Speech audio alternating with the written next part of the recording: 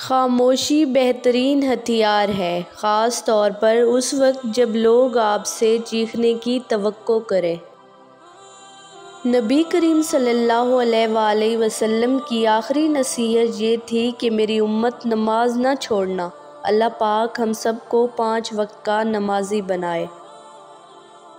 امید نہ چھوڑنا، کل کا دن آج سے بہتر ہوگا۔ تم پرندوں کا دکھ نہیں سمجھے، پیڑ پر گھونسلہ نہیں گھر تھا۔ سجدہ خوشی کا ہو یا غم کا، توفیق ملنا بڑی بات ہے۔ وقت جب فیصلہ کرتا ہے تو گواہوں کی ضرورت نہیں پڑتی۔ دعا اس چیز کو بھی تم تک کھینچ لاتی ہے جو تمہارے نصیب کا حصہ بھی نہیں ہوتی۔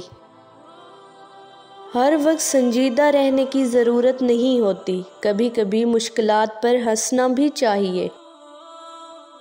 ضائع ہونے سے بچا لے میرے معبود مجھے، یہ نہ ہو وقت مجھے کھیل تماشا کر دے۔ یہ جو حالت ہے میری میں نے بنائی ہے، مگر جیسا تو چاہتا ہے اب مجھے ویسا کر دے۔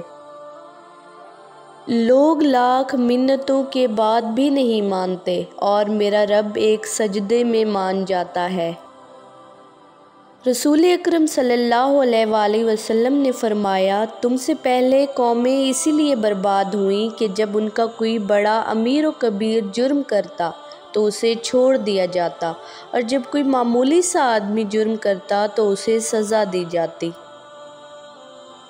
زندگی میں 2 باتیں یاد رکھنا، جب کبھی غصہ آئے تو کوئی فیصلہ نہ کرنا، اور جب کبھی خوشی ہو تو کوئی وعدہ نہ کرنا۔ رشتے نبھائے نہ جائیں تو بنانے بھی نہیں چاہیے، کسی کو اذیت میں ڈالنے کا کیا فائدہ۔ زندگی کی کڑوی سچائی ایک یہ بھی ہے کہ اچھے اور سچے دل کے لوگ کسی کے دل میں جگہ نہیں بنا پاتے، جبکہ مکار، ہوشیار اور چاپلوس لوگ لوگوں کے پیارے ہوتے ہیں۔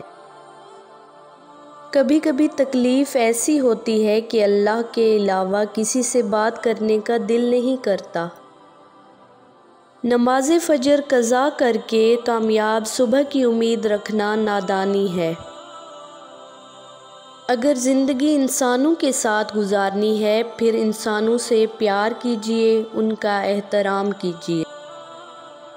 بہت قیمتی ہوتے ہیں وہ دکھ جو آپ کو نماز تک لے جاتے ہیں۔ دنیا کے اس بازار میں سب کچھ مل جاتا ہے، لیکن باپ جیسا سایہ اور ماں جیسے جنت کبھی نہیں ملتی۔